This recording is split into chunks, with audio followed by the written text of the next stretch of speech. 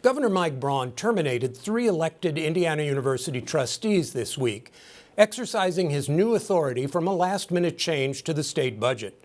He did so despite recent assurances that he planned to let them serve until their terms ended. And as Ethan Sandweiss reports, Braun replaced them with nationally known conservative voices. The governor notified trustees they were terminated in a one-sentence letter. Braun said Tuesday they were close to finishing their terms anyway, and lots of candidates had applied to replace them. With that kind of enthusiasm and the fact that it really didn't make a lot of difference one way or the other, did make the decision to go ahead and do it. One former trustee, Vivian Winston, was a month away from finishing her term, but Donna Spears and Jill Maurer-Burnett had 1 and 2 years respectively left in their terms. Winston, a frequent critic of the university administration, said in a statement to WFIU that she has deep concerns about the board's inaction after faculty no-confidence votes last year regarding President Pamela Whitten. Quote, "The lack of response to these events, as well as frequent firings for trivial misdeeds, have left a definite culture of fear among faculty and staff." Spears also sent a statement denouncing the manner in which she was fired and calling for alumni to step up engagement with the university. The new trustees include conservative attorney Jim Bopp, who represented Citizens United in a court case that opened the door for corporate political spending.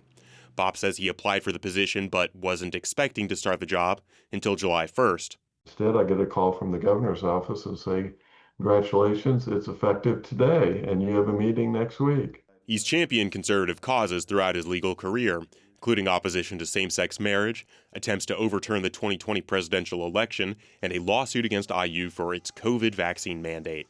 But Bopp and Braun say he's there to protect free speech on campus. You want somebody that's going to really be respectful of the First Amendment, and it's making it clear that it ought to be a place where all views are listened to. Bopp says, as an attorney who works with First Amendment cases, he's concerned about issues that IU has had with free speech, including a report by the Foundation for Individual Rights and Expression that the university is a top 10 offender for punishing speech. I'm not prejudging that. I'm just saying it's been raised by people on both sides, all sides of free speech issues, and it just needs to be carefully examined. Governor Mike Braun has also appointed former ESPN anchor Sage Steele, who was suspended from the network in 2021 after comments against COVID vaccine mandates and about former President Barack Obama's racial identity. Steele gave IU's undergraduate commencement address in 2015. His third appointee is Indianapolis attorney Brian Eagle. A board spokesperson did not respond to a request for comment. Finally, Braun also renewed the membership of board chair Quinn Buckner, despite the fact that the new law prohibits him from serving a 4th term. It clearly said it's not retroactive, so The fact that he is a new appointee, that's when it starts. It is not clear in the new law that it does not apply to sitting trustees. The Board of Trustees will meet next Thursday to approve next year's university budget. For Indiana News Desk, I'm Ethan Sandweiss.